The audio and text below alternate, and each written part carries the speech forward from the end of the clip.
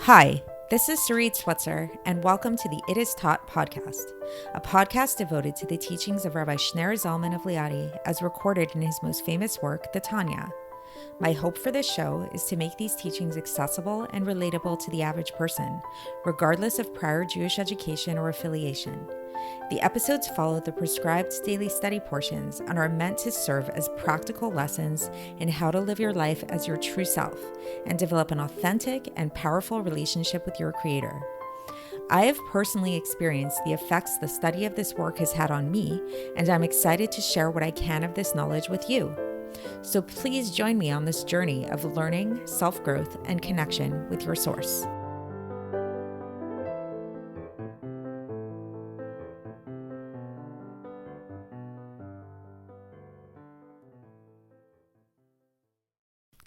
Hi, and welcome to the It Is Taught podcast. This is episode 739 for the 17th of Kislev in a regular year. So imagine, throughout times, there's always been this search for longevity, for youthfulness, for all of this. So could you imagine that actually right here in the Tanya, the Alter Rebbe gives us a prescription for longevity, a prescription for long life. It's actually based on the Gemara, believe it or not. So the Alter Rebbe didn't make it up. The Gemara in Brachos, page 55b, says that there are three things that lengthen a person's life. We're going to focus on the first one that's mentioned there today, namely the idea of lengthening prayer, that lengthening prayer lengthens a person's life, and we're going to explore why that is a little bit.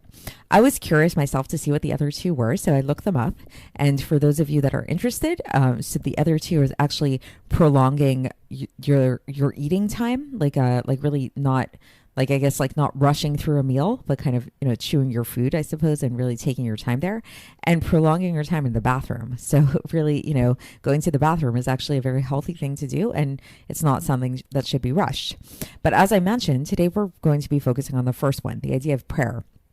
Praying at length, why praying at length is so essential and so important. And as we'll see, it's actually something that the Torah itself mandates. So it's not something that was instituted by the rabbis, but it's actually something that comes straight from the Torah, and how it indeed actually can lengthen a person's life. So this is essay 8 in Kuntres Acharon, the last part of Tanya. It's actually the second to last essay, the second to last episode that we're going to be doing in this cycle of learning the Tanya. So really, we're really nearing very much towards the end. And this essay was written by the Alter Rebbe actually out of grievance, because he was upset to hear that his Hasidim were, some of his Hasidim were rushing through their prayers, and they weren't praying at length. They weren't taking their time in their prayers. And so he begins this essay by saying that he heard this rumor, which is upsetting to him, that in certain congregations, the congregants would not allow the leader of the service to be somebody who would want to pray at length, who would want to lengthen the prayer, to kind of take their time, to make sure that everybody is there with it. Nobody's rushed and really taking their time in their prayer. And that this actually is somebody, the type of person that wants to do this, that wants to take their time in prayer, is yearning for the life and longevity of our brethren, of the congregants. And he said this isn't good, that these kind of people are being prevented from leading the services, because as he quotes, and he quotes the Gemara, where as I mentioned in Masechet Brachos, page 54b, it says that three things prolong the days of man, and one of them is prolonged prayer. So he continues, the Alter Rebbe, and he says that he understands that there are some people who are, just due to work and different circumstances in their life, they're pressed for time, and they don't have the luxury of, spending a really long time praying. So in that case, yes, there are these instances where a congregant, just their job, they have to get to work on time, whatever it is, right? But he says, nevertheless, for that type of person, it's better for that type of person to forego hearing Kedusha and Baruch in the congregation than to tamper with the lives of the people who want life. So it's a very intense thing that the Alter Rebbe is saying here. Is he's basically saying that praying at length is such a big deal to the point that it actually is linked to the life of people, to the longevity of people. That if you're the type of person that for whatever reason you can't stay at shul for a long time, you have to get to shul, don't mess it up for other people. You can leave and let everybody else pray at length, and don't make it so that everybody has to rush to be at your pace. And the Alter Rebbe says that in fact, according to the Torah, you're exempt. This type of person, there's this concept that if somebody is considered an ones, which is somebody who's like compelled, that it's beyond their control, they're exempt from this. So, meaning to say that the leader of the congregation actually will exempt such a person, even if they didn't actually hear it. So let's say you have a situation where there's a person who has to get to work on time and they come to shul and they really just don't have the time to lengthen in prayer. So if they have to leave, so let them leave. And the leader of the congregation who's going to continue praying at length, that person will be yotze them. That person will exempt them from the prayers. So it's better to leave than to make everybody else rush along with you, basically. And the Alter Rebbe backs this up by citing the Gemara in Masechet Rosh Hashanah, page 35a, where it talks about these kind of people who are referred to as like the people of the field. Shebesadot, it's called, who are considered to be under duress, and that their obligation is to say the Shmoneh Esrei prayer, to say the Amida prayer, and they don't have to stay for the repetition. So usually in shul, it's like we say, everybody says the Shmoneh Esrei prayer to themselves, and then the leader of the congregation repeats it along with everybody else. So if somebody is really pressed for time, they don't have to stay for that repetition afterwards. And the Alter Rebbe says that what's included amongst this part, that they don't have to stay, that they're exempt through the leader of the congregation saying these prayers, is also the Kedusha and the Baruch parts of the prayer. So all these things that the leader of the congregation leads, the person doesn't have to stay for that. Now, the Alter Rebbe goes on and he says that he's actually done research into this, and he's seen that this idea of praying at length is really an essential thing, and it's not something new. This actually applied even to the earlier generations, to the sages of the Mishnah and the Gemara, who at that time, prayer was not their primary service. It wasn't the main focus. The main focus at that time was studying Torah. But even then, even at that time when the main focus was studying Torah, then the idea of praying at length was still very important and very essential. So all the more so is it true now.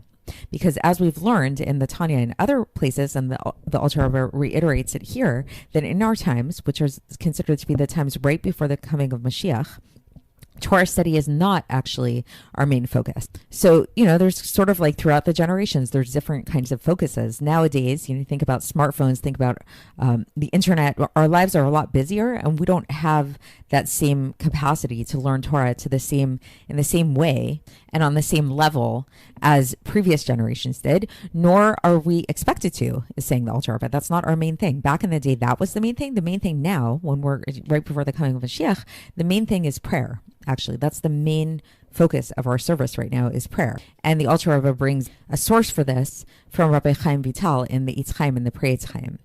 So thus he says that if this is the case, that nowadays, that even if back in the day, back when prayer was not the primary focus, the primary service of people, then even then praying at length was understood to be this very essential thing. All the more so is it something that we should be focusing on in our times, when it is actually our focus. It is the main thing that we need to be focusing on. And now the Alter Rebbe is going to explain that in fact this is a Torah mandate to pray at length. How is it a Torah mandate? So the idea is that there is a commandment that comes from the Torah, which we actually recite every day in the Shema, and it comes from Devarim, chapter 6, verse 5, where it says, "Ve'ahavta et Hashem Elokecha b'chol levavcha." So you should love Hashem your God with all of your heart. And there's, lots of different explanations as to what this means. But the basic, simple idea is that we have an obligation to love God. So what does this mean to love God? So if you've been following this podcast for a while, you know that there's a lot of discussion about this. The Alter Rebbe gets into a lot of discussions about love of God, the different levels of loving God. But there are two main types of loving God. Is one, the innate love of God that we all have within ourselves, that we're born with. That's just there. Every single Jew has this, whether they're aware of it or not. And then there's a certain love of God that we can work on, so that we can actually bring this love into more revelation, and we can kind of like add to it and enhance it. So what the Alter Rebbe explains is that the innate love of God, like this is not something that we can command people because we all have it, as I mentioned. Like every single Jew loves God, whether they're aware of it or not. So what is this verse referring to when it says you shall love God?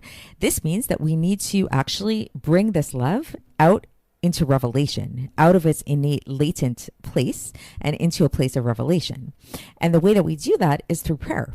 Because when we say the prayers, especially like Psuke de Zimra, as well as the blessings we say before the Shema, specifically the blessings which are referred to as Yotzer Or and the blessing of Avat Olam.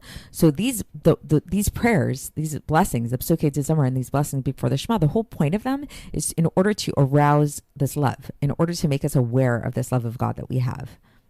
And the Rambam actually mentions this as being an essential component, as a fundamental and kind of like root source of all the 248 commandments is to love God. He writes about this in Hilchot Yesodei Torah in his Mishnah Torah in chapter 2 of Hilchot Yesodei Torah. So how does this relate to longevity? How does this relate to our lives? So now here, the Alter Rebbe gets into a really interesting discussion about this idea of the innate love and the more developed love and how all that works. So again, it's this idea the innate love is not something that we need to be commanded to have. We all have it. It's something we're born with. It's a gift that's given to us. However, this innate love that we have, where is it found in terms of like the map, like the geography of our bodies? It's found in the godly soul. So if you recall, we have two souls. We have a godly soul and then we have an animal soul. The godly soul, this is the house of, this is the part of us that is a divine spark. This is a spark of God, pure godliness that we have within each one of us. And this is where our innate love of God is found. And it's taught that this divine soul, the home of the divine soul within our bodies, is in the right ventricle of the heart. Now, in the left ventricle of the heart, that's the place where the animal soul resides. That's where all of our lusts and all of our desires and cravings for the world, that's the seat of that of the animal soul is there in the left ventricle of the heart. So the whole idea of what we're meant to do through prayer and through meditation and through arousing this love of God, what this means is that we want to take this innate love of God that we have in the right ventricle of the heart, in this godly soul, and have it spill over into the animal soul. And this is the idea of the rectifying of the sparks. So we've talked a lot lately about this idea of the rectification of the sparks. And the Alter Rebbe cites the Eitz Chaim and the Pri Eitz Chaim, which explain that one great way to elevate the sparks, these 288 fallen sparks, is actually through prayer. And now we can understand this a little bit, because what does prayer do? Prayer arouses, especially if you really take the time to meditate and really contemplate and arouse this love of God within your heart when you pray, then this prayer, what it's going to do is it's going to take this innate love of God that you have in the right ventricle of your heart, and it will pour over into the left ventricle of the heart and thus transform the animal soul, which is elevating the sparks within that animal soul. And the Alter Rebbe goes on and he says that in these times that we're living in, right before the times of Mashiach, it's called the Ikvot Mashiach, the footsteps before Mashiach. The main thing that we're supposed to be focusing on is this rectification of these sparks. So, what is the rectification of the sparks on a personal level? This is the idea of the transformation or the subjugation of the animal soul to the godly soul, as we've spoken about many times in the Tanya, right? That's kind of like the whole premise of the Tanya, is this idea of gaining control over your animal soul, having the godly soul be in control. In Hebrew, these terms are called eshapcha, the transformation, and eskafia is the subjugation. And so now we're going to understand this idea of life, of longevity, of that whole thing. So how does the animal soul present itself within our bodies? So we said it's in the left ventricle of the heart, right? But like really throughout the bodies, the way that it's really manifest is in our blood. And so and the Alter Rebbe says that this is what is meant by this citation from Devarim chapter 12 verse 23, ki adam hu nefesh, that the blood is the soul, or sometimes nefesh also means life. So our life is this actual flow of blood that goes through us, right? That's the pulsation of the blood. That's like a sign that somebody's alive. That's the animal soul of the person.